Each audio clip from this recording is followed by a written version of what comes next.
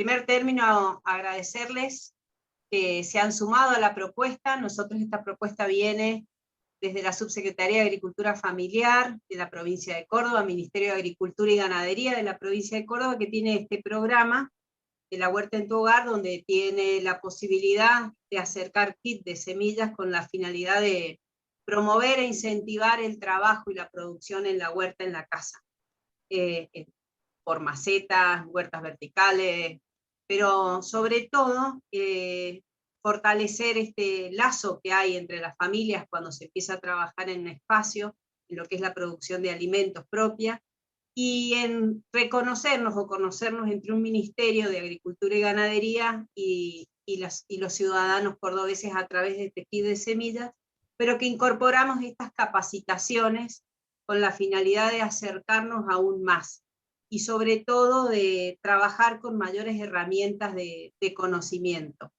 La particularidad de la jornada de hoy es específica, y le agradecemos a Gastón, que fue quien propuso este tema, Gastón Otonello, ingeniero agrónomo, que es quien va a disertar, y ustedes van a encontrar, después los chicos les van a decir seguro, en este mes hay 5 capacitaciones, esta es la primera, de temas variados, y que en la medida de lo posible las puedan aprovechar, porque entendemos que no todo el conocimiento suma, y siempre algo de una jornada queda en el aprendizaje que pueda servir para mejorar nuestras producciones.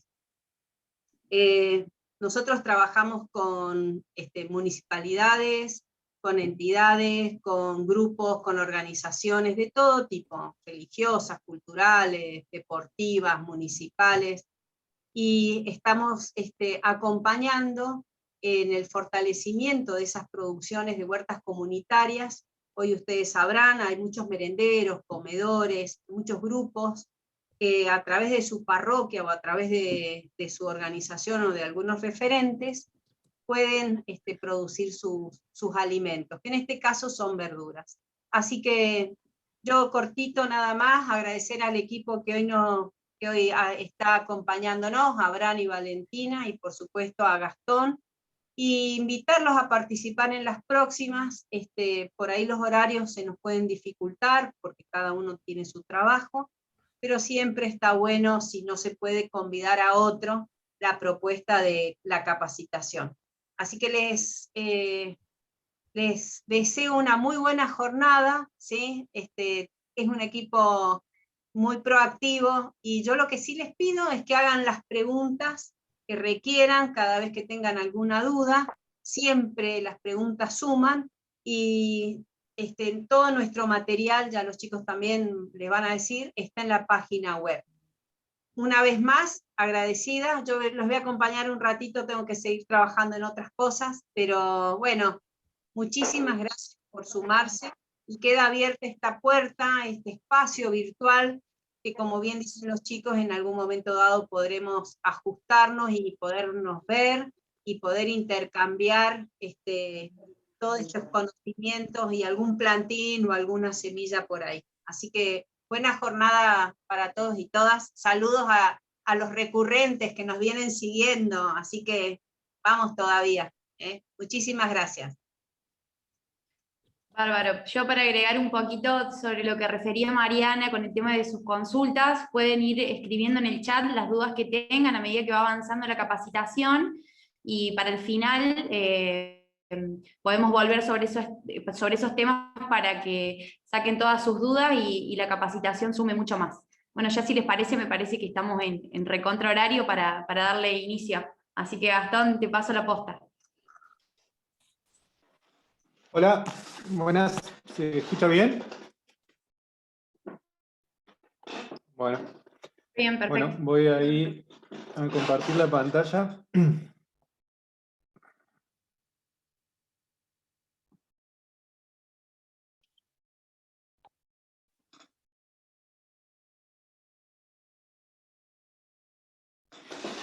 Bueno, primero que nada, para los que no me conocen, presentarme. Soy Gastón, de Neuquén. Estudié un tiempo en Córdoba, desde ahí me empecé a formar también en la agroecología. Y bueno, digo siempre que vengo caminando en eso y aprendiendo. Ahora, en este momento estoy becado por la universidad haciendo una investigación y bueno, aprendiendo siempre acá y compartiendo, que es también otra forma de seguir aprendiendo. Bueno, la primera filmina quería, me parece que está muy bueno los insectos, obviamente, referenciarlos con imágenes, así que la charla se daba mucho para jugar con esto de las imágenes. Así que mucho de lo que hablemos va a estar guiado también por las imágenes. En esta primera imagen me parecía interesante resaltar la presencia de una vaquita de San Antonio en una albahaca, como las albahacas aportan a eso de que los insectos benéficos se alleguen, una flor que atrajo una araña. Abajo la vaquita de San Antonio verde y amarilla, que es una de las únicas que no es beneficiosa. Su larva se alimenta de plantas, al contrario de muchas de las otras. Bueno, en el medio poner un ejemplo quizá de mi huerta en la época de primavera-verano, con una diversidad bastante marcada, que a veces es lo que vamos a ir charlando y a lo que se apunta. Y por último, a la derecha dejo la incógnita de esa oruga, que es una oruga de los coles, que falleció y bueno, más adelante veremos qué fue lo que le sucedió. Ahí está el cadáver casi como muerta por un tiro, ahí no se ve un poco de sangre. Y bueno, después más adelante la idea es mostrarles qué sucedió con ella. Bueno, quienes ya estuvieron en alguna charla mía, quizás esta parte ya la conocen, pero me parece súper importante resaltarla. Empezar porque la agroecología es una agricultura de conocimiento que surge mucho al relacionarse con la naturaleza. Uno va aprendiendo y coevolucionando con la naturaleza. Esto es lo que nos propone la agroecología, que empezó siendo una ciencia, algunos pocos lo empezaron a sumar, después ya se volvió un movimiento y hoy es casi un estilo de vida, digamos, donde tiene muchas aristas y en las cuales siempre se sigue fortaleciendo y sigue avanzando, ¿no? Otra de las patas más importantes de la agroecología es que se fortalece con el diálogo de saberes, aprendemos entre todos y con todos, por lo cual es muy importante estos intercambios y momentos de diálogo, ¿no? El diálogo de saberes. Muy importante también el diálogo de saberes entre personas y también entre culturas. Tuve la posibilidad de viajar un tiempo por América y creo que me fortaleció mucho en el diálogo con las culturas. Ahí tomé un montón de conocimientos y aprendizajes. Desde Neuquén, de donde soy yo, donde existe y está muy viva la cultura mapuche, tomo el concepto del Inarrumen, que es la observación permanente y sistémica de la naturaleza, y es la base, una de las bases de la sabiduría mapuche, que es esto de poder observar la huerta y mirarse y aprender y nutrirse todo el tiempo del contacto y relación con la naturaleza en directo, al estar regando, al estar recorriendo y solo mirando y observando, que para esto de los insectos es muy muy importante, ¿no?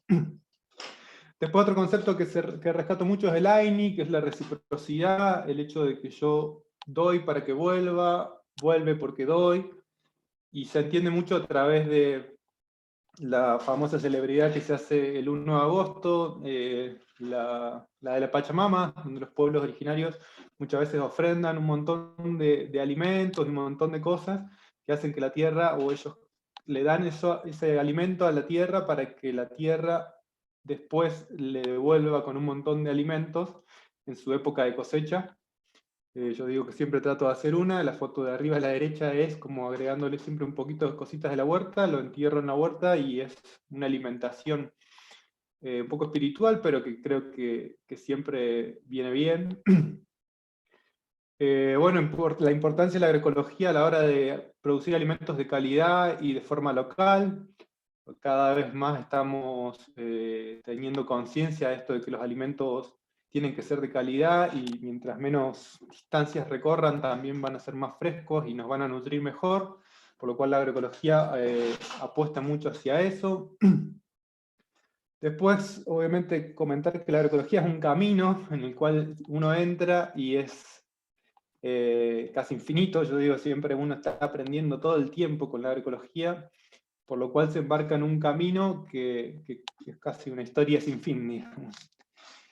Y en esto de los insectos, sobre todo, creo que hay que hacer un replanteo muy grande y lo vamos a ir charlando durante la charla, pero bueno, lo que busca la agroecología es equilibrar el sistema vivo integral, ¿no? Integrando todos sus aspectos, y dentro de esos integrantes están los mismos insectos benéficos, los mismos insectos que no son tan benéficos, que se alimentan de la planta, todos están sumergidos en este sistema vivo que nosotros buscamos equilibrar en la agroecología, pero que generalmente cuando hacemos una huerta o iniciamos una huerta, desequilibramos, por más que ya, por el primer principio ya de echar una semilla nueva, poner una planta nueva, estamos desequilibrando un ecosistema que tenía un cierto equilibrio, por lo cual sería muy lógico no pretender que hayan, o sea, pretender que no hayan plagas o insectos que empiecen a intervenir en ese sistema. Lo que vamos a buscar todo el tiempo es cómo equilibrarlo. Bueno, en principio es muy importante saber reconocer cómo comen los insectos para poder ver sus comportamientos, identificar quiénes son los que están interviniendo en nuestra huerta y qué están haciendo, ¿no? Dentro de los aparatos bucales de los insectos más frecuentes en la huerta tenemos los masticadores.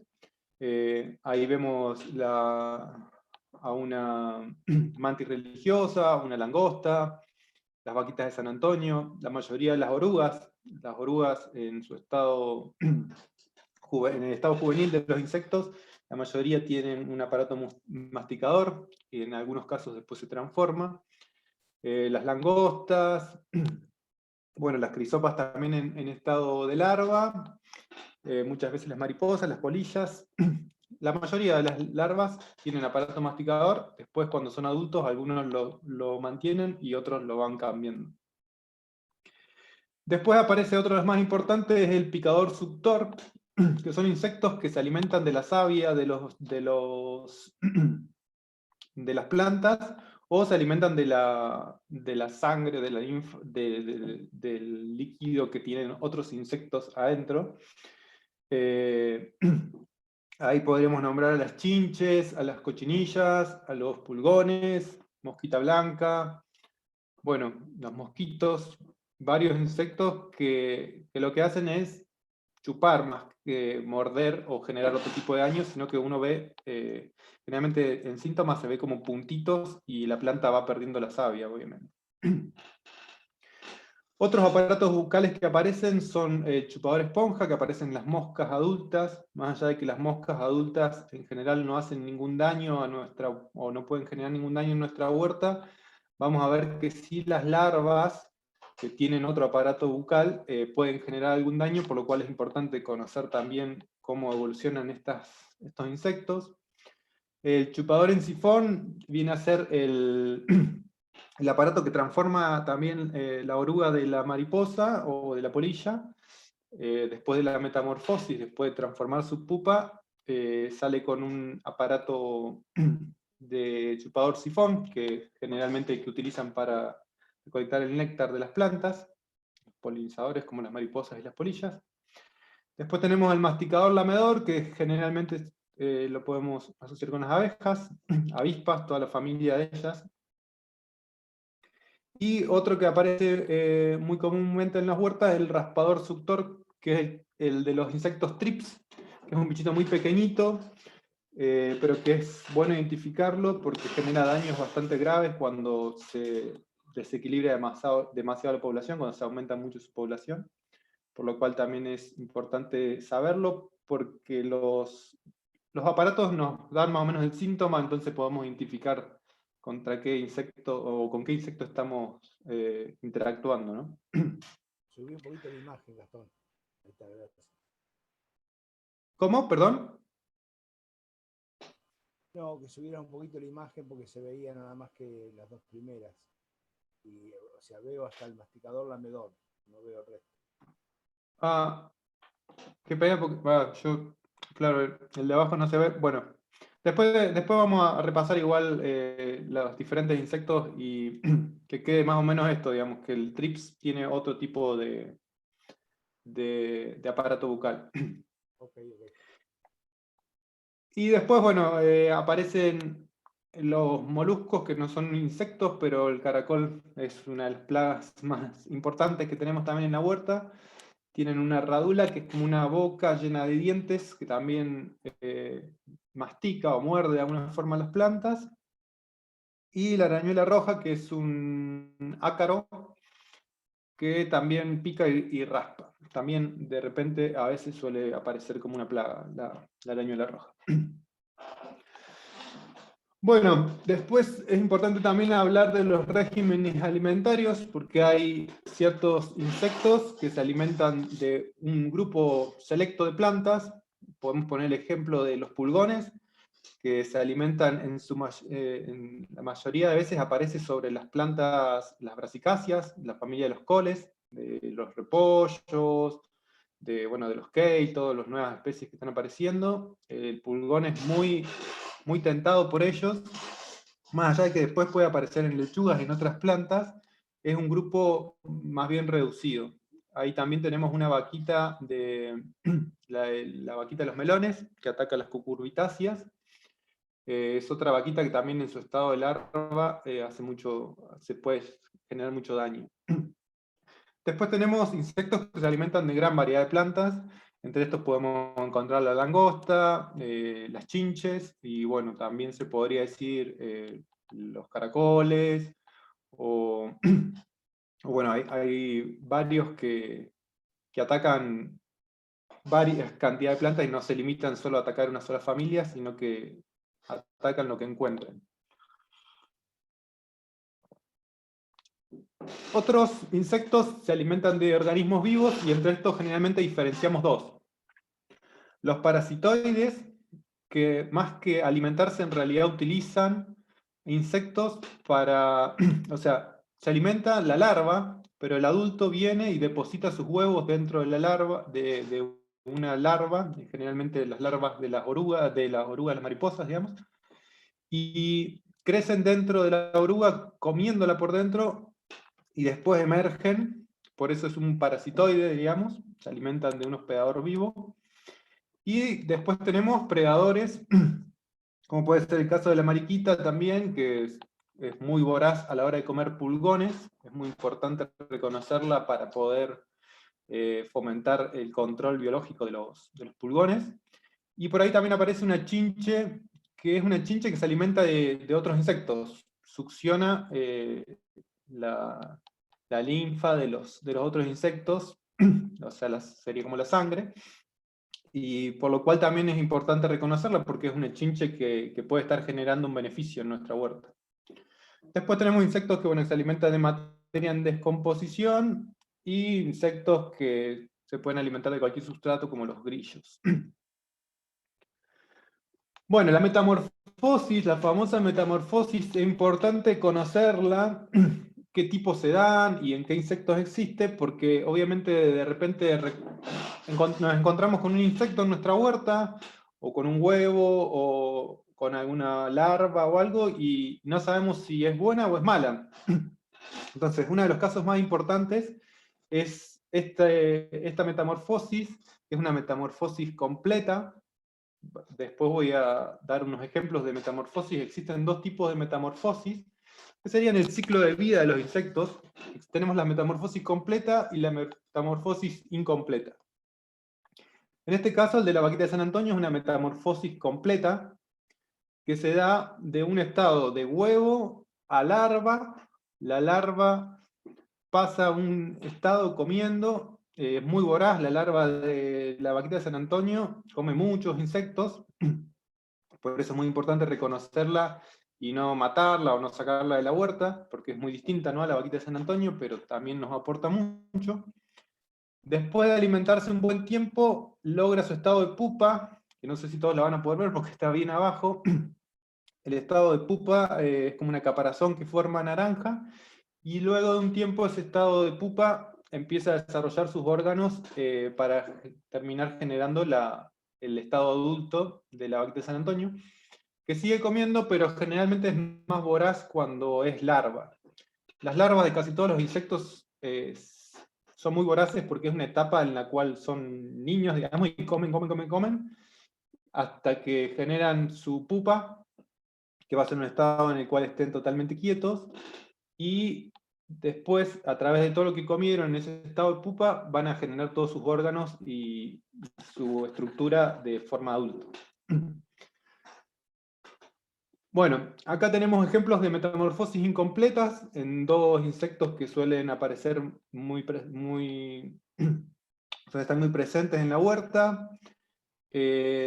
La metamorfosis incompleta consta del insecto sale de un huevo y empieza a crecer, se le llaman ninfas, empieza a crecer en diferentes tamaños, pero no es que en un momento hace una pupa y transforma gran parte de lo que era el insecto, sino que sigue siendo bastante similar el insecto, solo que va creciendo de tamaño y mudando como si fuera una serpiente, diferentes estadios, como se muestra ahí en la chinche.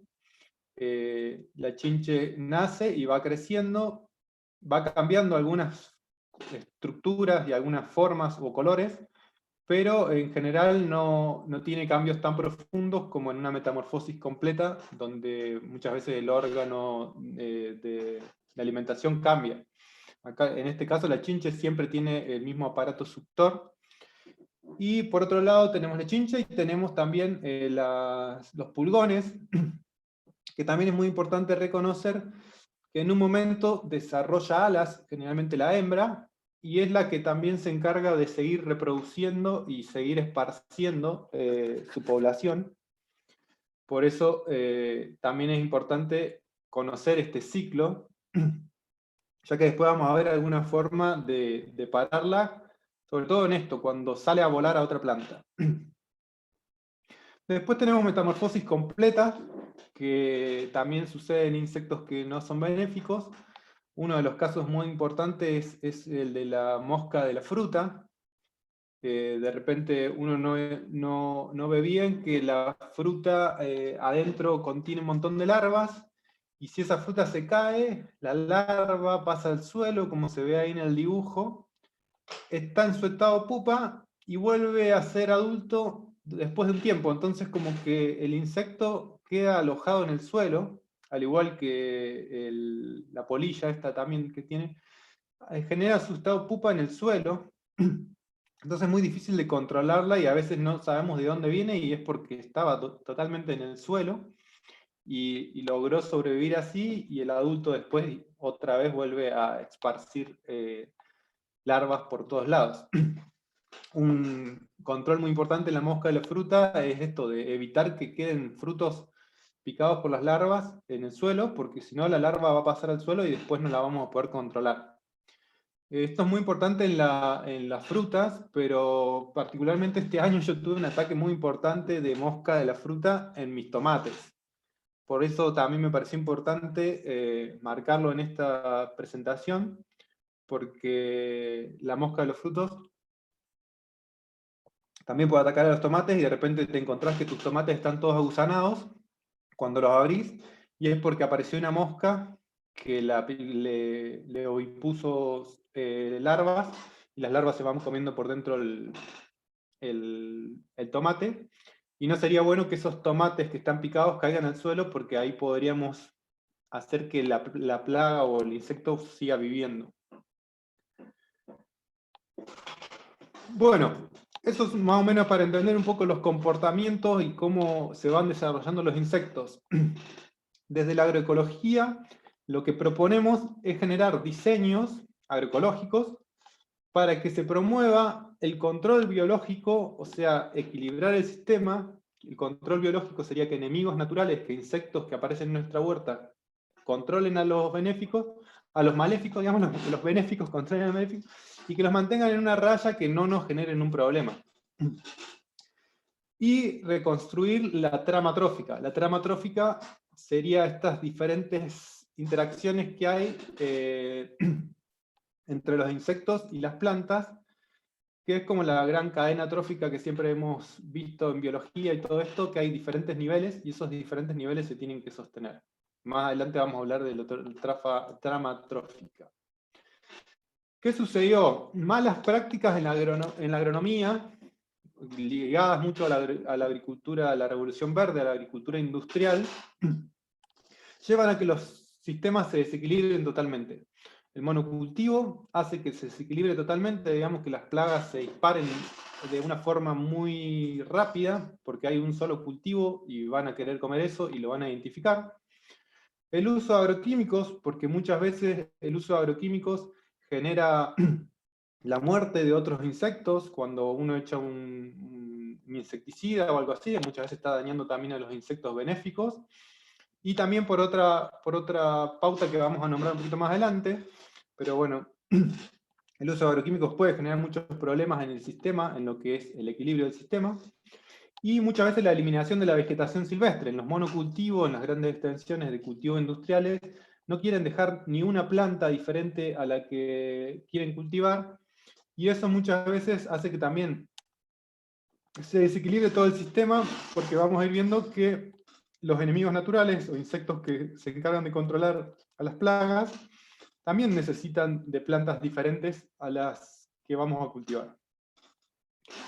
El concepto plaga es muy importante entender que la plaga se toma como plaga en el momento en el cual nos empieza a hacer un daño económico, que nos empieza a generar una pérdida de muchísimas plantas o de muchas plantas, y entonces se genera un desequilibrio muy grande, digamos. El insecto incrementa mucho su tasa de reproducción, su tasa de individuos, y hace que no estemos pudiendo obtener el alimento de nuestra huerta, ¿no?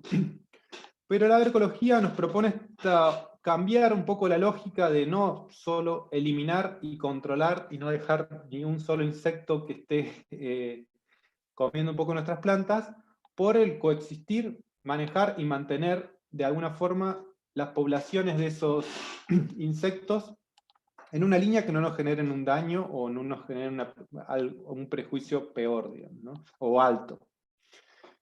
Para esto, lo más importante que plantea la agroecología es la biodiversidad, tanto dentro como alrededor de la huerta. Se plantea incrementar la cantidad de especies que interactúan en nuestra huerta para obtener beneficios a partir de lo que se llama a partir de que los insectos, digamos, tengan más recursos, pero diferentes, y tampoco puedan encontrar tan fácilmente su alimento. Tenemos dos tipos de mecanismos dentro de esto que la agroecología ha patentado. El mecanismo abajo-arriba, que se basa en agregar biodiversidad, especies, para que el insecto no tenga una facilidad de llegar a su alimento, porque no encuentre una disponibilidad de solo un alimento, sino que con asociaciones, incorporación de aromáticas y flores, yo pueda generar un espacio donde los insectos benéficos también se alleguen, que los insectos que venían a comer antes una lechuga por una aromática se pierdan, por una asociación no sea tan fácil de llegar a su alimento, y flores que también aporten muchas veces hospedaje para insectos que no son, que son insectos benéficos, y en algunos casos plantas trampa, como se puede ver en la foto a la derecha abajo, de pulgones. La caléndula es un claro ejemplo de esto, donde uno introduce una planta floral, como la caléndula, que además de tener un montón de propiedades, genera en nuestra huerta esta posibilidad de que tengamos una planta donde se vayan a alojar todos los pulgones y evitemos que se desparramen por toda nuestra huerta en nuestros cultivos que después queremos cultivar y que después queremos consumir, ¿no? Entonces, esto sería un ejemplo de la caléndula, de una planta que introduzco flor para evitar que el insecto esté encarando totalmente mis cultivos. El mecanismo arriba-abajo, que es otro de los que queremos favorecer, es lo que va a promover el control biológico. Necesitamos que los enemigos naturales, que los insectos benéficos, tengan posibilidad de encontrar alimento sobre todo los adultos, más adelante vamos a ir viendo que hay muchos insectos, como vimos antes, que son parasitoides, que su estado adulto necesita de comer polen, por lo cual es bueno agregar flores, y su estado juvenil se va a alimentar de otros insectos. Entonces es importante agregarle cantidad de flores e especies que ellos prefieran. Y muchas veces también es muy importante, yo siempre me quedó muy grabado, una vez lo escuché, que muchos insectos no les gusta comer donde viven, entonces necesitan otro tipo de plantas para alojarse y para vivir, y que no sean plantas donde van a estar las plagas o los insectos que no son buenos. Entonces, siempre uno tiene que agregar e ir jugando con la biodiversidad que va incrementando en su huerta, y a través de la observación, sobre todo, ir identificando cuáles son las plantas que agrego o que quito en mi sistema y que me aportan efectos benéficos, ¿no? En este caso también me está bueno resaltar, ahí abajo hay una foto de una araña que está en un trigo. Yo el año pasado sembré una línea de trigo en una huerta familiar pequeña, que estaba justo en ese momento teniendo, y más allá de que el trigo quizá no me aporte el alimento, porque van a ser poca cantidad, sí aporta mucho como el trigo va a aportar, digamos, como una poacia que hace que puede ser un abono verde, mejorar el suelo, y también en este caso incrementó la cantidad de arañas en la huerta, que las arañas sin duda van a controlar a otros insectos. Entonces termina siendo una acción benéfica al introducir una especie. Eso es lo que buscamos con los mecanismos arriba y abajo, introducir plantas. En este caso también se ve abajo conejillos, planta de conejillo que es de flor, los conejitos. También tenían arañas, cuando uno iba a ver a la noche encontraba muchas arañas, por lo cual es la interacción y la intervención de plantas que nos ayudan a regular las poblaciones de plagas, porque permiten que se alojen más insectos benéficos. Si no tuviéramos esas plantas, los insectos benéficos a veces podrían llegar a venir a la huerta, pero después se van a ir y no se van a mantener regulando ese sistema, y al final siempre estamos desequilibrados en el sistema. Por eso lo que se apunta es a equilibrar, revertir la situación de desequilibrio y reconstruir las tramas tróficas.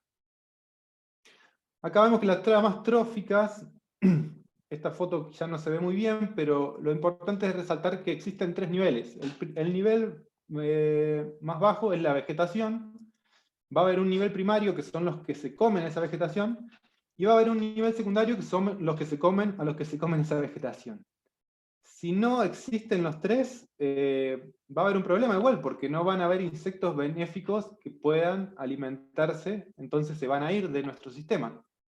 Por lo cual, siempre todo tiene que tratar de estar regulado, digamos. La plaga tiene que tratar de estar regulada por un insecto benéfico, pero no puede desaparecer totalmente, eliminarla, erradicarla, porque si no esos enemigos naturales también se van a ir de nuestra huerta, y va a volver a aparecer otra plaga, otro insecto malo, y se va a comer nuestra huerta, y hasta que aparezca uno bueno, va a suceder todo el tiempo un desequilibrio.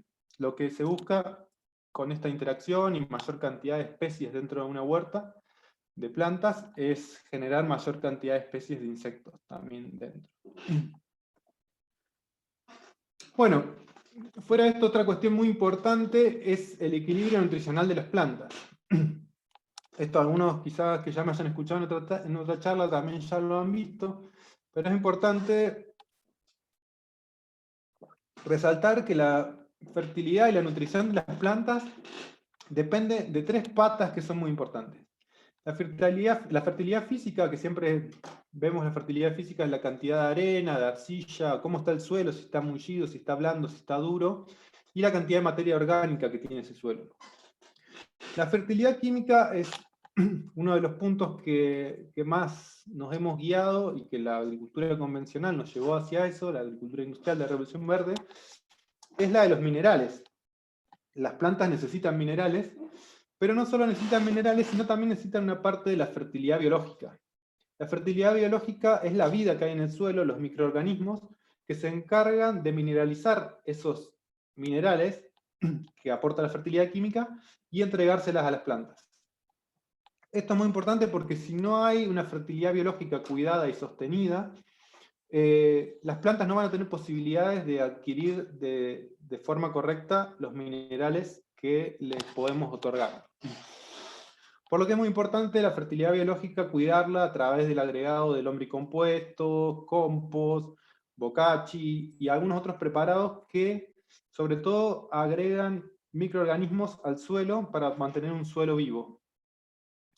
Lo que se ve abajo son fotos de cobertura del suelo, el famoso mulching o cobertura, que también lo que propone es esto, de mejorar la vida del suelo, además de aumentar la retención del agua y generar también mejores condiciones de temperatura, hacen que los microorganismos tengan un hábitat mucho más seguro para mantenerse en la huerta y que ese suelo vivo también sea un sistema que fluye mejor y que no tenga tantos problemas, digamos.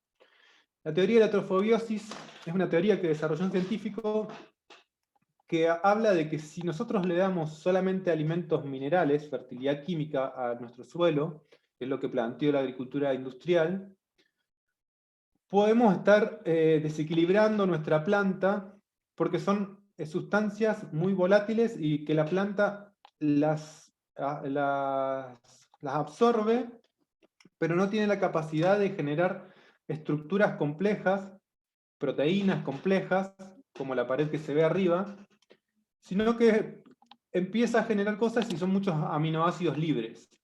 Son tanta la cantidad que le entrega el fertilizante químico que lo que hace es generar aminoácidos libres. Y esos aminoácidos libres hacen que la planta por dentro no sea fuerte y armoniosa y estructurada, sino que esté desequilibrada, por más que no lo veamos. Y los primeros que identifican esto son los hongos y los insectos, por los cuales van a tratar de atacar a esas plantas, y entonces es también una de las causas que genera que haya plagas en nuestra huerta. Porque si nuestra planta está bien nutrida, no debería tener tantos ataques como una planta que no está bien nutrida. Por este lado se termina un poco de explicar los dos, me parece, las dos grandes patas que la agroecología propone: tener un suelo con plantas sanas, un suelo bien nutrido que otorgue una buena fertilidad a la planta, y equilibrar a través de las plantas, ¿no?, la trama trófica para que insectos benéficos estén controlando a los insectos que podrían en un momento llegar a ser plagas. Otra de las plagas nombradas en la agricultura son los hongos. Me parecía importante mostrar algunos síntomas de los hongos más comunes. Estos son los más comunes en las hortalizas, digamos: el oidio, el mildiu, la botrytis y la roya. Estos son los síntomas. Quizá a veces alguno piensa que hay algún insecto que lo está atacando o algo, pero suele ser un hongo. Y es importante, bueno, reconocerlos para saber cómo actuar a partir de encontrar estos hongos, ¿no? La mayoría de los hongos se desarrollan en momentos donde hace más calor y hay alta humedad, por lo cual ahora vamos a ver algunas formas de prevención para no tener hongos. Pero bueno, algunos también suelen aparecer en otros momentos que puede estar más frío.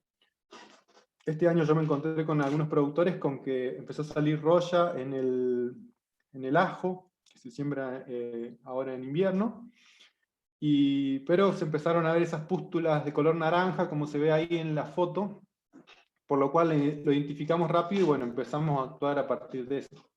Pero de repente, si uno no tiene medio identificado el síntoma, a veces no se sabe si es una deficiencia o si es algún otro problema el que está generando este daño, ¿no? Por eso, bueno, es importante ver los síntomas. ¿Cómo prevenir y combatir a los hongos? Una forma interesante de combatir y prevenir, primeramente lo que podemos hacer es esto de abonar regularmente a las plantas para mantenerlas fuertes. Hay que darle siempre, las plantas absorben siempre nutrientes, entonces siempre nuestra huerta va a estar consumiendo nutrientes del suelo, por lo cual tenemos que estar pensando siempre de agregarle nutrientes. Y vida, la mejor forma siempre es, yo creo, a través de abonos orgánicos, como sobre todo fortalezco mucho, me parece de los más importantes, sobre todo en el caso familiar, el lombricompuesto o el compost, que se pueden hacer con materiales reciclables.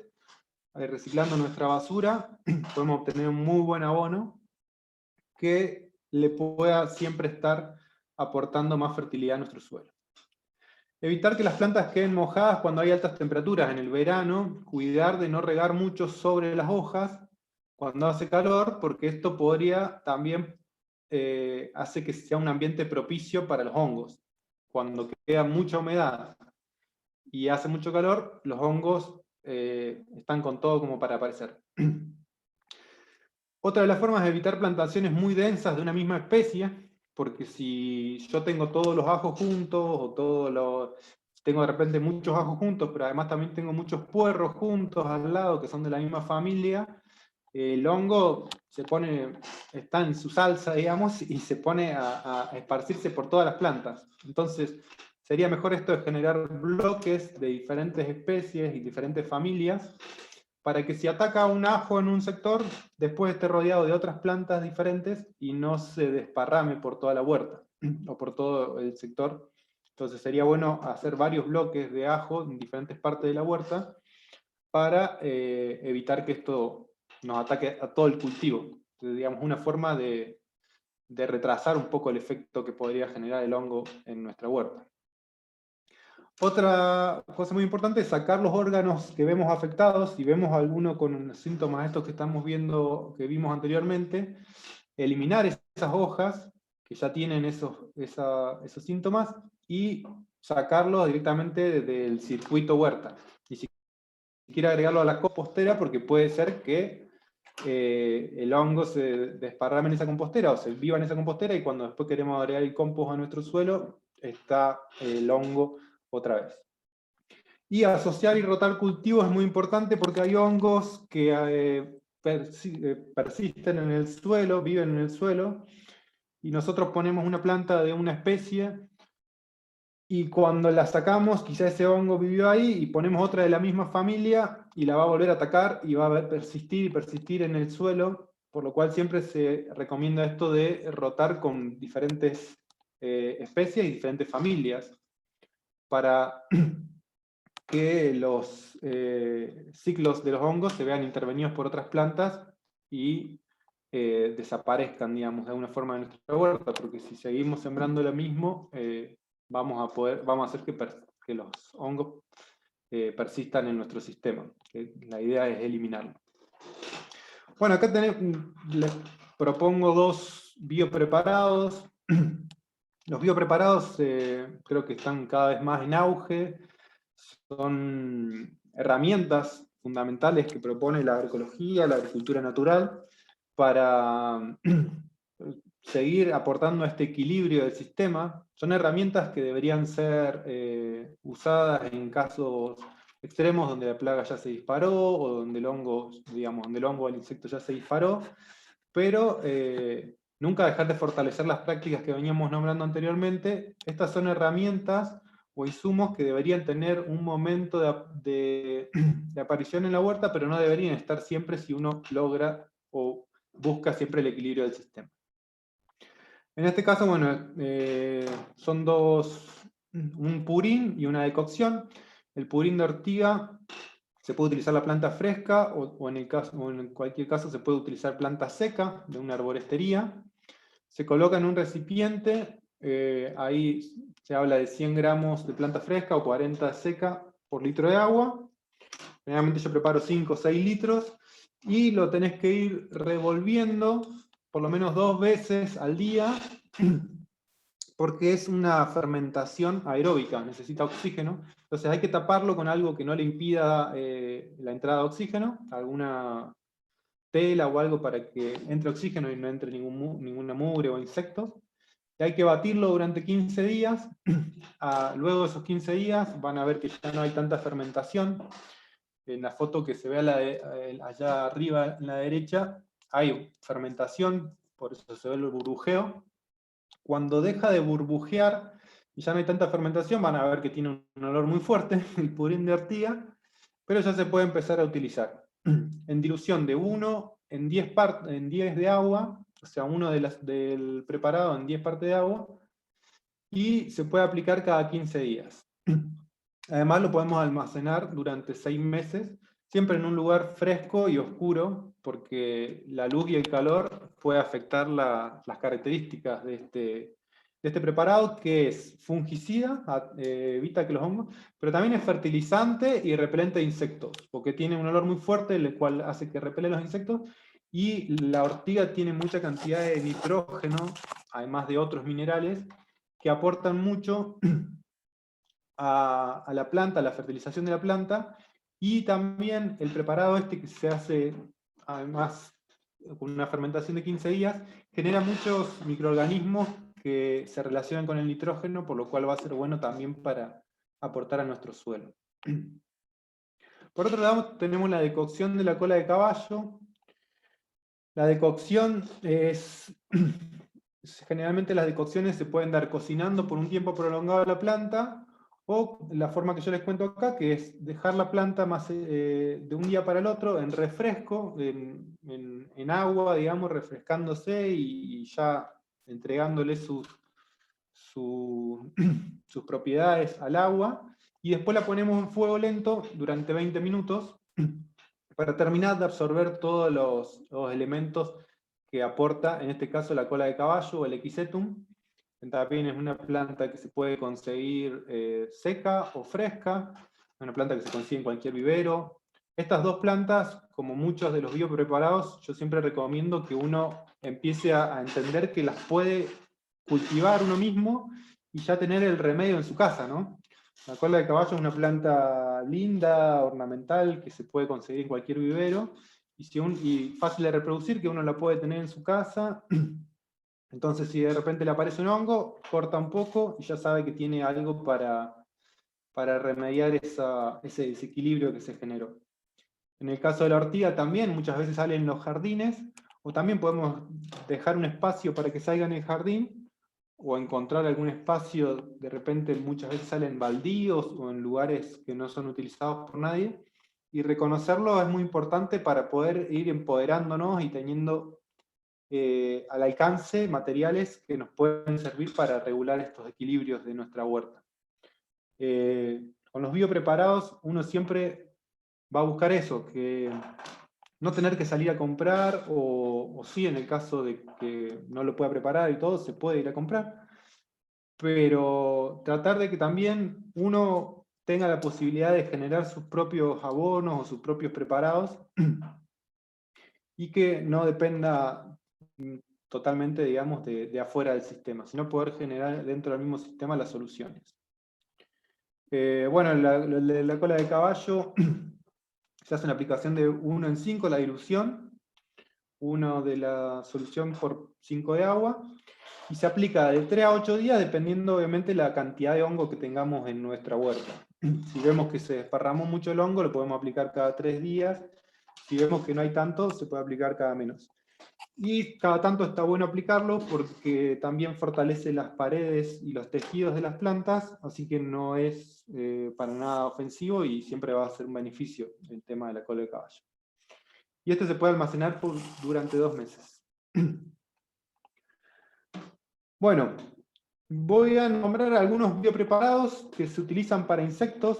Generalmente estos son como los más fuertes y los más efectivos, los que decidí poner en la presentación.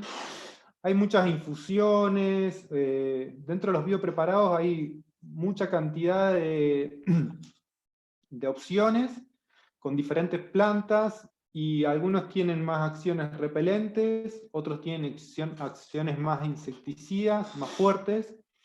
En este caso los que presento yo son biopreparados que tienen un grado más fuerte, digamos, que solo repeler. Hay muchas infusiones que se hacen con plantas como ruda, ajenjo,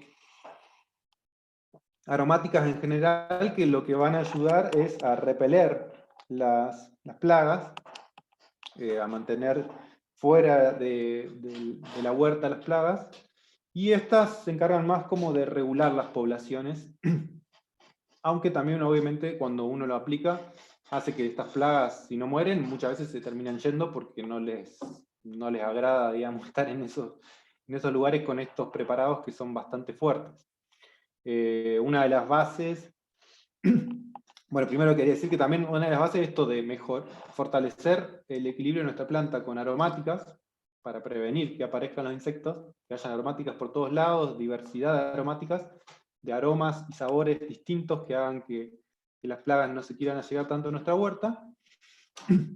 Y uno de los más especiales en esto es el ajo. El ajo, como una planta, ya genera olores también dentro de la huerta y repele muchos insectos. Y se utiliza mucho como preparado porque tiene propiedades contra los insectos, también contra los hongos. Bueno, voy pasando acá por algunos de los preparados. Uno de los más conocidos es el alcohol de ajo, que es bastante fácil de preparar. 5 o 6 dientes de ajo se trituran, se ponen en medio litro de alcohol. Esto se guarda en la heladera. Con el frío de la heladera, el poder que tiene el ajo se potencia. Lo dejamos un día y al otro día le agregamos el agua. Le podemos agregar un poco de jabón blanco, tratando de que sea neutro, el jabón para lavar la ropa, rallado. Eso lo mezclamos con el agua y el jabón siempre le va a dar más adherencia a estos tipos de bioinsumos, de biopreparados, para que se mantengan más en la planta y terminen causando el efecto que estamos buscando con los insectos, ¿no? Otro que ya es más fuerte, el alcohol de ajo, sería, digamos, como el grado 1, un grado 2, ya un poco más fuerte, es mezclar, además del ajo, un ají. El ají, recomendamos también que sea el ají más picante que uno encuentre. Siempre me gusta referenciarme a esta foto que hay de los ají, donde los caracoles o las hormigas eliminaron todas las hojas, pero no fueron capaces de comerse los ají, y esto respalda el efecto que tienen los ají sobre los insectos, digamos. El ají, obviamente, como a nosotros nos causa algo que nos hace picar, a los insectos también le causa mucho, y se utiliza para todo tipo de insecto. Entonces, uno de los preparados también que es muy bueno. En este caso son 100 gramos de ají. El ají también uno lo puede cultivar, yo promuevo también eso, que uno cultive sus propios ají. Con los ajos se mezcla, se tritura todo en una mini pimer, en una licuadora, se pone todo el alcohol, y eso se guarda, se deja reposar para que se absorban todas las propiedades. El alcohol, ¿no?, tiene la capacidad esa de absorber todas las propiedades de las plantas. Se deja reposar 7 días en un lugar oscuro y fresco. Una vez terminado esto, se puede colar, y se aplica del 5 al 7% por cada litro de agua. En caso de que sea el 5%, son 50 mililitros por un litro de agua. Y también se puede aplicar cada 5 o 7 días, obviamente dependiendo de la incidencia de la plaga. Si la plaga es muy grande y vemos que hay muchos habitantes de esta plaga, de insectos que no nos están beneficiando en la huerta, se puede aplicar más veces. O sea, con menos intermitencia. Pero siempre hay que tener cuidado de no aplicar tanto, porque ya cuando hablamos del ají ajo, puede causar algo en las plantas si nos excedemos mucho en el uso. Entonces hay que tener una cantidad de días entre aplicación y aplicación. Esto es mucho también algo que tiene en todo su paquete el biopreparado. El biopreparado tiene eso de que es fácil de preparar, fácil de conseguir, pero también tiene mucho de el que uno mismo se apropie de esa práctica y lo vaya probando y lo vaya utilizando y vaya viendo cómo evoluciona en su sistema, porque no es lo mismo en todos los sistemas, digamos. Quizá en algún sistema hay que aplicar más, quizá en otro sistema, cuando me refiero a sistemas, son huertas, ¿no? En alguna huerta hay que aplicar más, en alguna otra huerta hay que aplicar menos. El caso también de lo que es los purines y lo que estábamos hablando antes también, ¿no? Cada huerta es un mundo distinto, y para equilibrarlo vamos a tener que buscar nosotros mismos nuestras propias prácticas y ir investigando con estos preparados cuál es el que mejor le hace frente a la plaga y logra equilibrar nuestro sistema. Este extracto se puede almacenar durante 6 meses sin problema. Siempre al almacenarlo, lo mejor para almacenar cualquier tipo de preparado es en lugares frescos y oscuros. Otro preparado muy interesante es el caldo de ceniza, sobre todo siempre pensando, ¿no?, en la posibilidad de que uno lo pueda hacer, que sea fácil de conseguir. El caldo de ceniza, en este caso, se utiliza 1 kilo de ceniza de leña, tiene que ser de leña, no se recomienda para nada la ceniza del asado, que pueda tener grasa o algún otro material que no sepamos bien su procedencia. La idea es que sea una ceniza tirando a blanca, bien de leña. Se utilizan 200 gramos de jabón blanco, que es casi un pan de jabón blanco, si queremos hacer 5 litros de agua. Yo les doy siempre esas medidas, pero uno puede reducir la cantidad que hace haciendo la regla para equilibrar, digamos, lo que va a necesitar. En este caso, este preparado es muy bueno hacerlo afuera, digamos, prender una olla, porque necesitamos que el agua se caliente un tiempo, entonces es bueno hacerlo con leña también, y después agrega el jabón, y después agrega la ceniza, y también luego de haber agregado, una vez que ya hirvió el agua, lo revolvemos a fuego lento 30 minutos para que todos los materiales queden bien homogéneos en la solución. Filtramos para que cualquier cosa gruesa que quede ya no la tengamos. Y ya lo podemos echar en nuestras huertas. Con mucho cuidado esto de filtrarlo varias veces, y vamos a usar algún tipo de fumigador, alguna maquinita para que no se tapen los filtros. Este preparado no tiene mucho tiempo de almacenamiento, va perdiendo su efecto, por lo cual es mejor utilizarlo, hacerlo y tratar de utilizarlo. A veces también se propone mucho, como se puede hacer mucha cantidad, hacerlo entre varios y que vayan y lo usen. La ceniza, además de controlar insectos y hongos, también agrega minerales a las plantas, así que es buenísimo este preparado.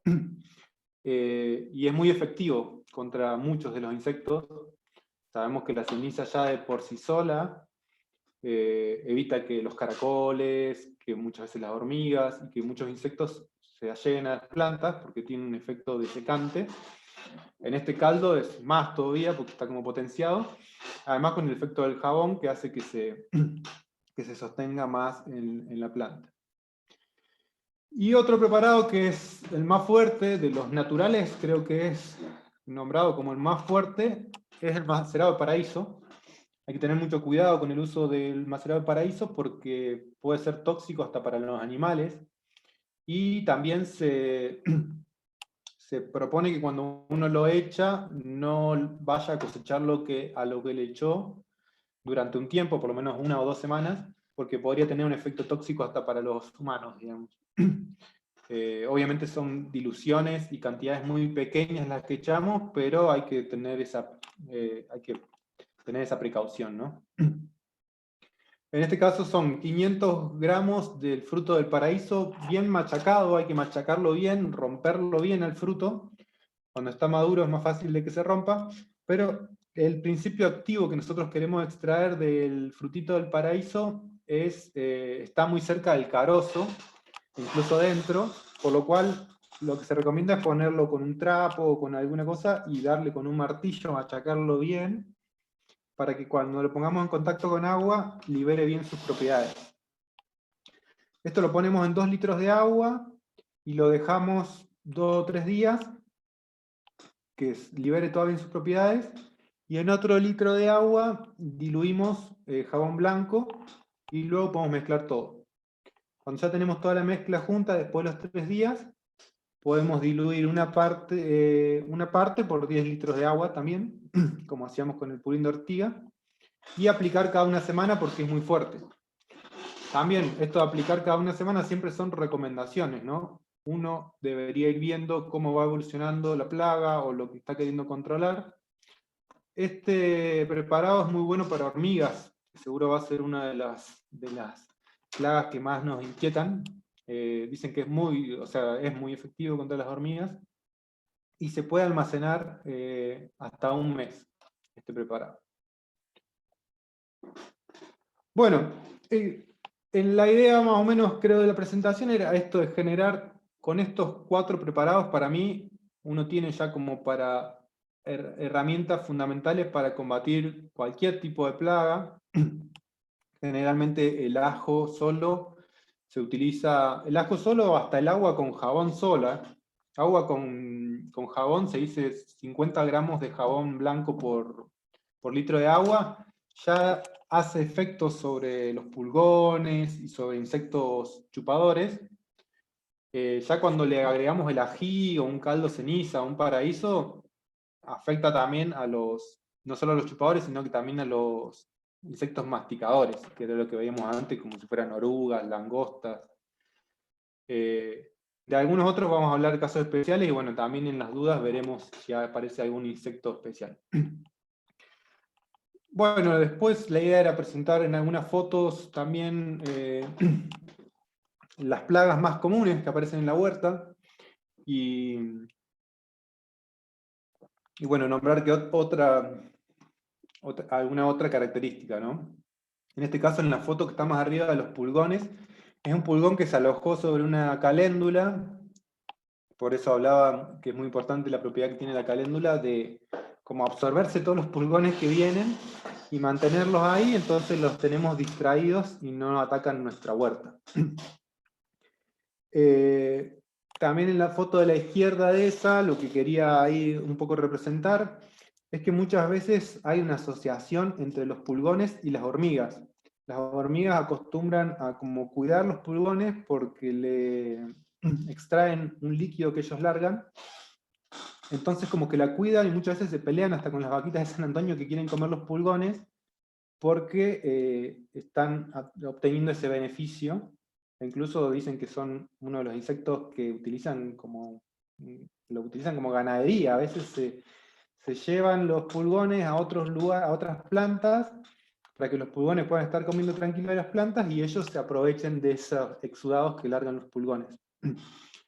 Por lo cual es muy importante apuntar a controlar los pulgones y tampoco queremos que aparezcan las hormigas.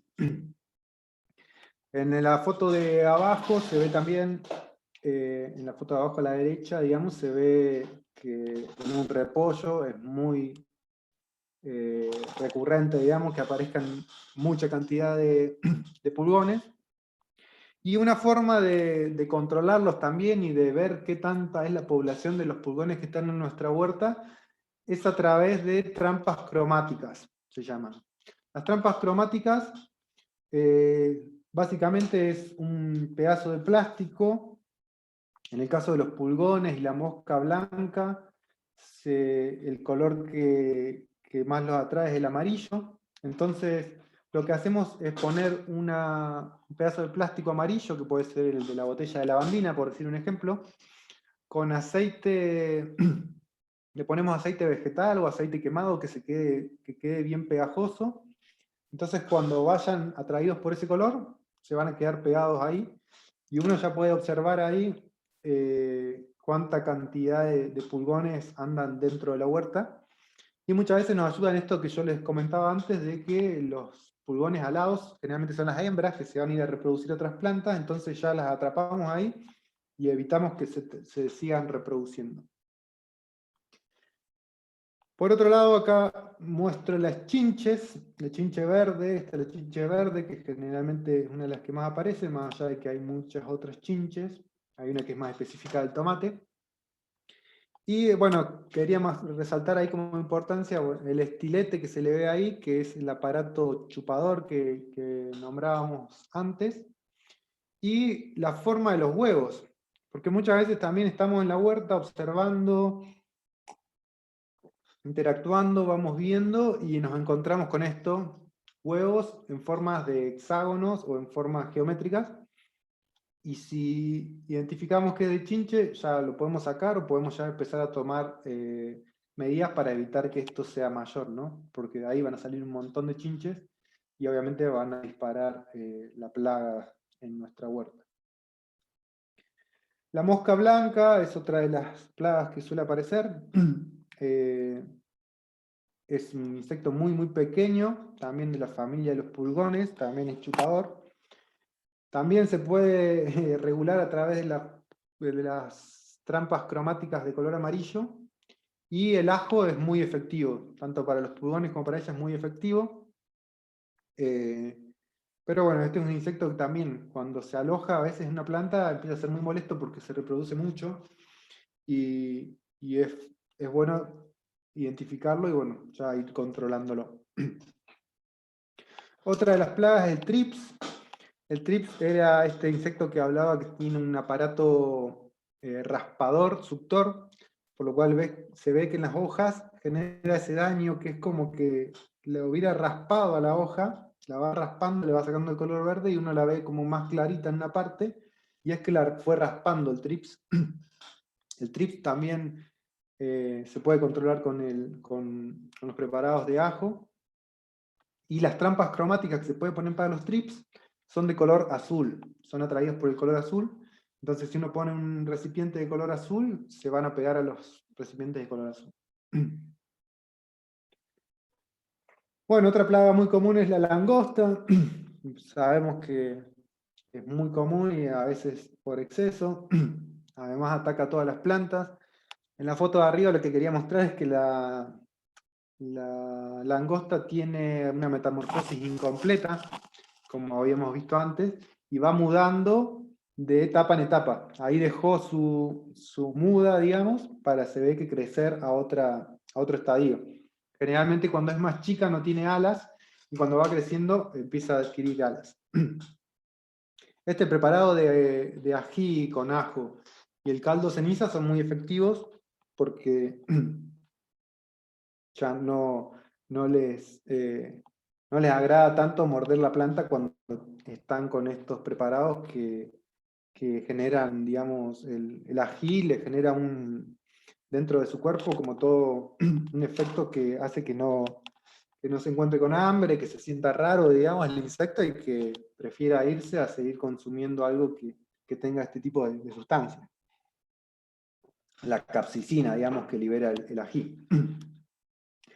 Por otro lado tenemos los caracoles y las babosas. Una forma bueno, los caracoles hay muchas formas, me parece que es una de las plagas más importantes, la vamos a charlar seguro en las consultas. Pero bueno, quería nombrar un par de métodos. Uno que yo usé mucho es esto de las naranjas, de agregarle naranjas, sobre todo cuando tenemos plantas pequeñas que no están bien todavía establecidas en la huerta, y podrían ser como más simples para atacar, o sea, son más sensibles, más débiles, entonces los caracoles las pueden arrasar. Entonces está bueno reforzar cuando uno tiene la huerta pequeña y todo, con esto, con cáscaras de naranja. Muchos caracoles se van a la cáscara de naranja, y uno los mantiene ahí como entretenido con esos. Después es muy importante también nombrar el uso de la ceniza, hacer caminos de ceniza y barreras de ceniza para que el caracol no entre a la huerta. Y las cáscaras de huevo también es otra práctica que es muy importante. Moler cáscara de huevo y echársela cerca de la huerta también, si pasan por arriba de la cáscara de huevo, con su piel y con sus organismos se ven afectados, entonces prefieren no entrar mucho.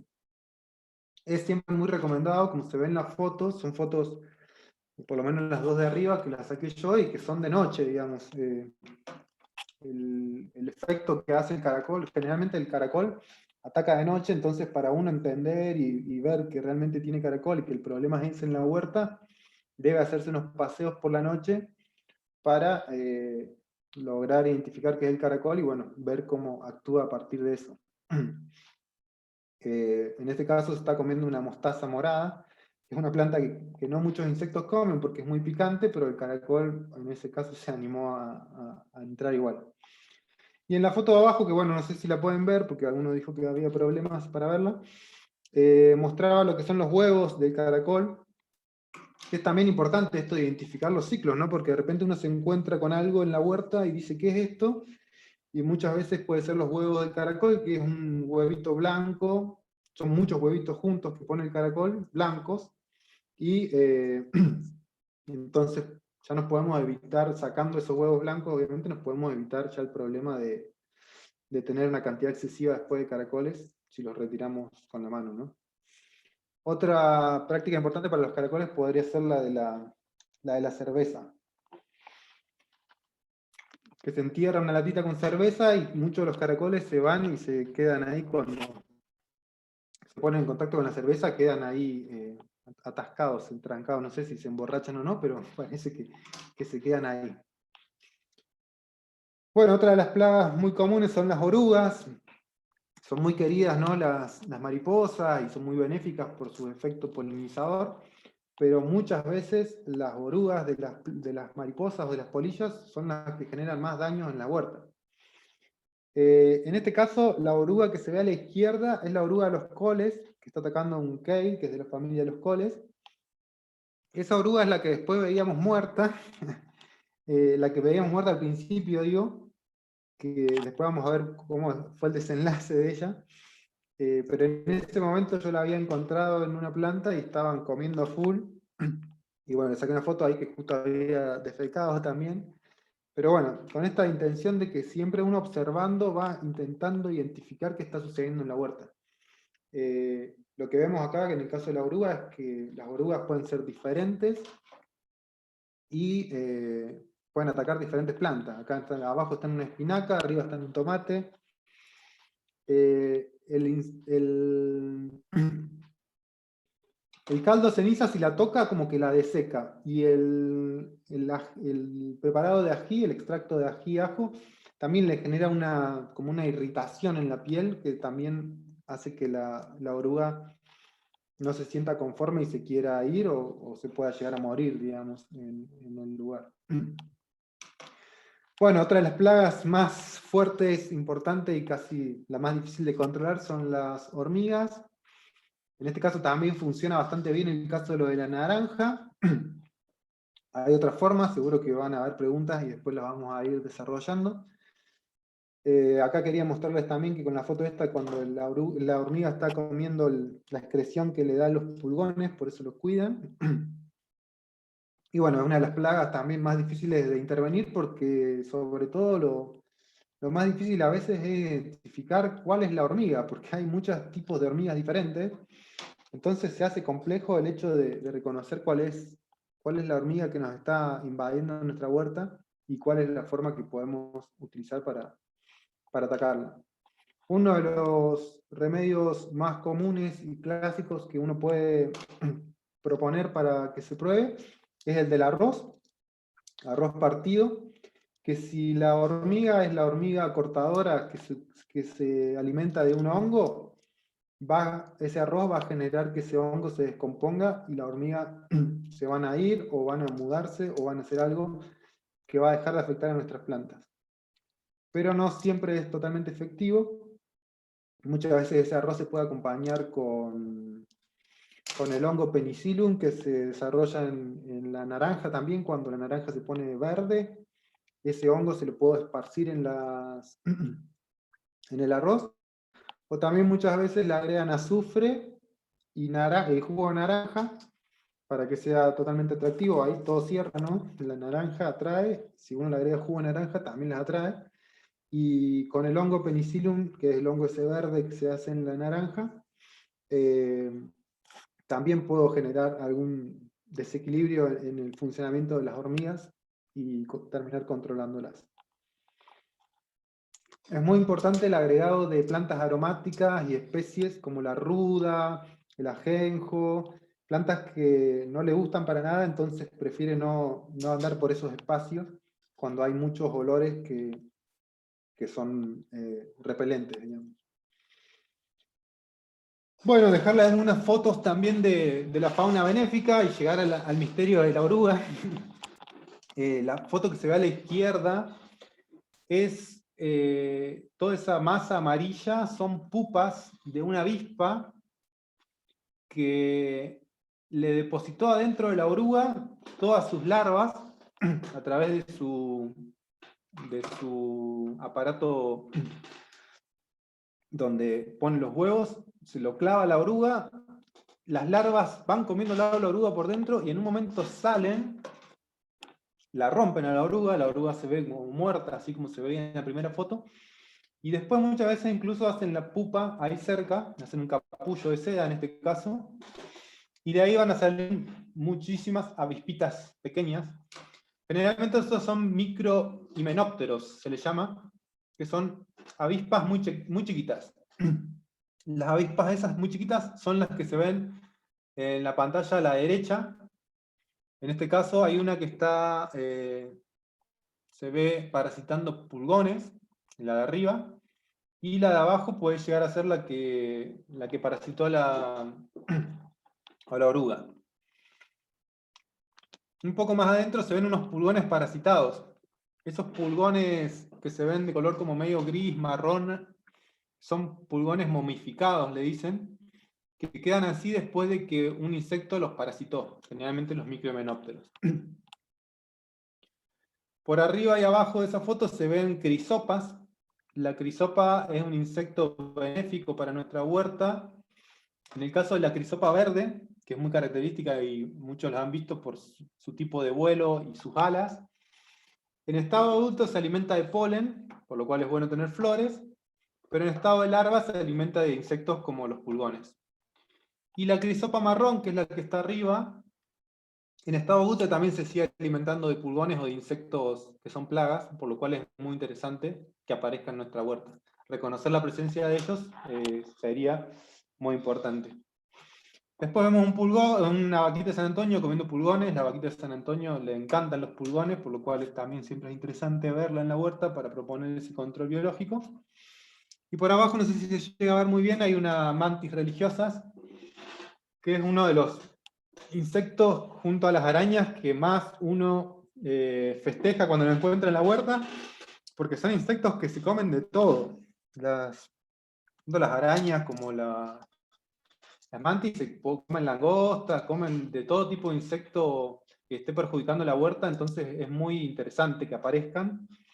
Y en este caso está en una flor de lavanda, por la cual muestra esto de que si uno agrega plantas como las lavandas, plantas aromáticas que no tienen un fin solamente para consumir, está generando un hábitat mejor para los insectos benéficos.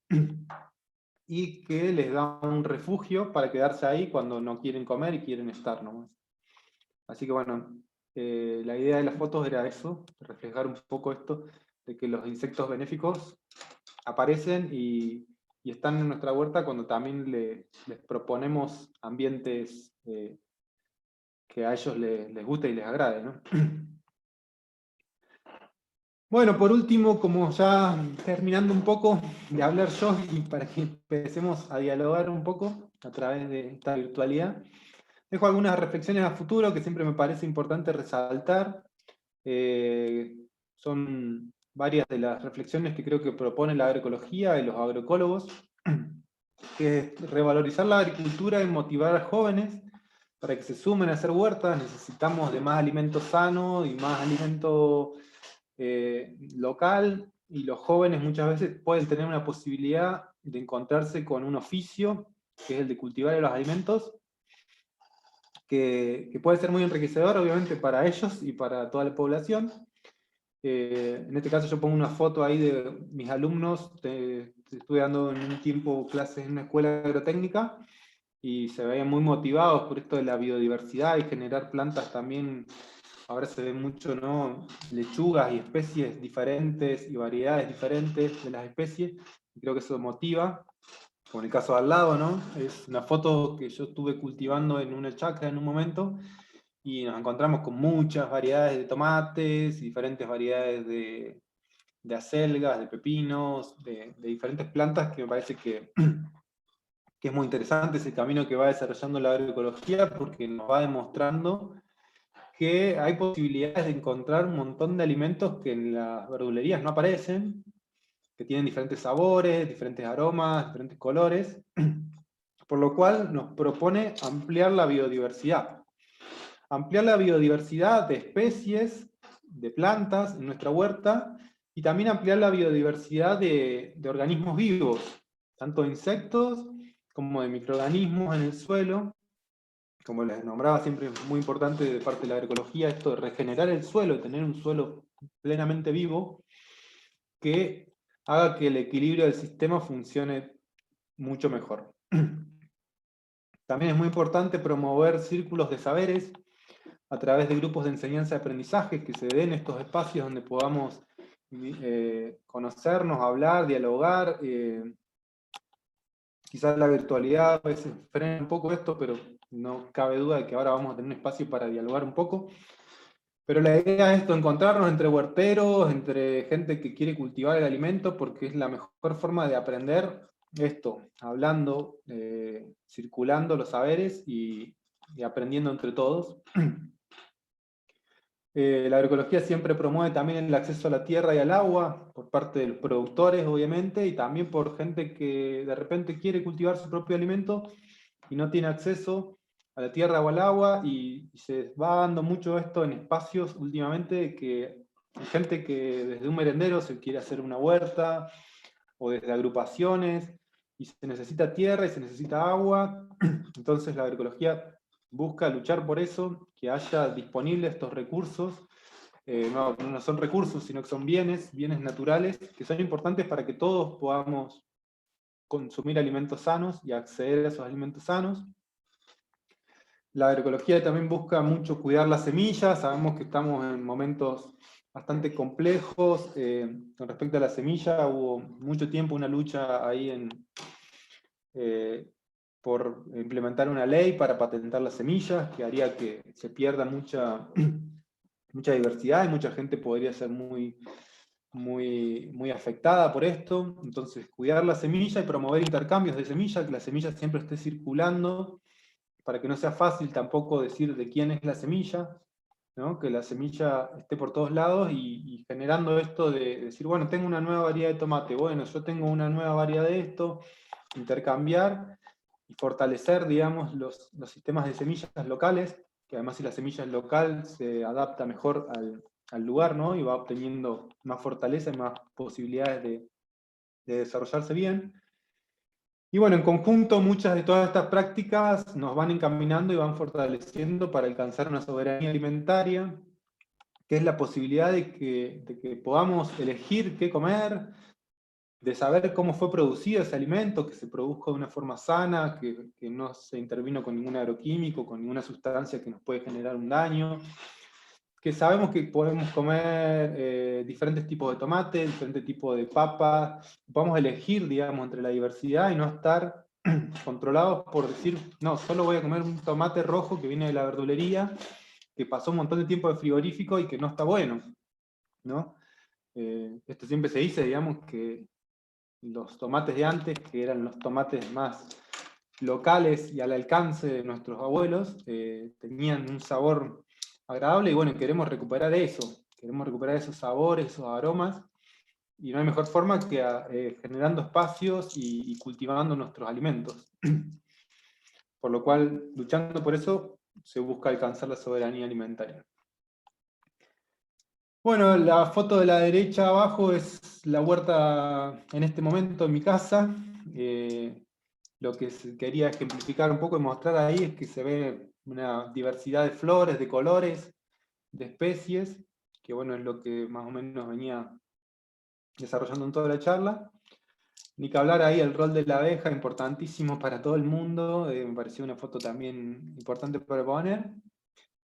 Y bueno, a modo ya de cierre, les dejo alguna bibliografía recomendada, que es lo que yo he ido tocando y voy tocando siempre a medida que sigo avanzando en este camino. Son algunos libritos que son buenos ahí para consultar. Les dejo Agroecologiando, es mi página de Instagram y Facebook, que siempre vamos subiendo también cositas con mi compañera, que van pasando en nuestra huerta, y bueno, algunas fotos también de lo interesante que es este mundo de insectos, y ir reconociendo este micromundo. Y bueno, ya estaría por terminada la charla. Agradecerles mucho a todos los que se sumaron a escuchar,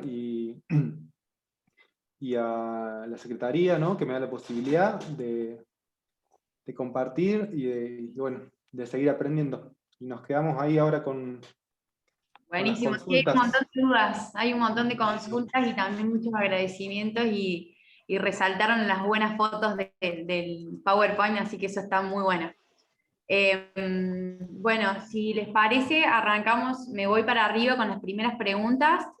Cristian consultaba si para los TRIPS ¿cuál sería el controlador biológico más eficiente? No sé si ya se respondió esa pregunta a lo largo de la capacitación, porque por ahí las primeras preguntas quedaron en temas que se fueron tratando más luego en la conversación, en la presentación. Pero ¿cuál sería el controlador biológico más eficiente para los TRIPS? Bueno, ahí yo siempre tomo un poco la palabra, ¿no? Pero después la dejamos abierta para que si alguno la tiene más clara. En este caso, la verdad que yo no reconozco un insecto específico, como se podría decir la vaquita de San Antonio. La vaquita de San Antonio a los pulgones le da con todo, digamos, y le encanta. Pero a los trips, la verdad que no sé si hay un insecto así que se encargue no sea muy comprometido con eso. No, que supongo que, bueno, que las arañas o estos insectos que nombraba que se alimentan de todos en general, sí deben ser quizás los que más se encargan de ellos. Sí, Claro. perdón, me hizo acordar mucho la capacitación a clases de zoología de la Facu. Sí, por ahí los TRIPS no tienen muchos controladores biológicos naturales, como el ejemplo muy típico del pulgón y la vaquita. Por ahí es necesario algún biopreparado o algo, porque recuerden, el TRIPS es microscópico. O por ahí se pueden hacer trampas también, si tienen invernaderos, o con las trampas estas de color que nombró Gastón. Pueden ser baldes o palanganas de color azul. El azul atrae mucho a los trips, con agua y una gotita de detergente, que eso rompe la tensión superficial, entonces se pueden hundir y se ahogan. Eso es una buena forma, no es un control biológico, pero por ahí puede funcionar en espacios más cerrados o por ahí en algún invernadero. Pero yo no, no recuerdo. Es buena pregunta la de Cristian Sí, para averiguar. sí, Después sí. también asociada a los TRIPS, Susana consulta si afecta a las lombrices californianas. No, bueno, yo creo que no debería afectarlas, digamos, como que, porque se alimentan de plantas, ¿no? Como que es un fitófago. Bien. Después, sobre las trampas para los caracoles con cerveza, si podemos tomar nosotros la cerveza y con qué podemos reemplazarla para los caracoles.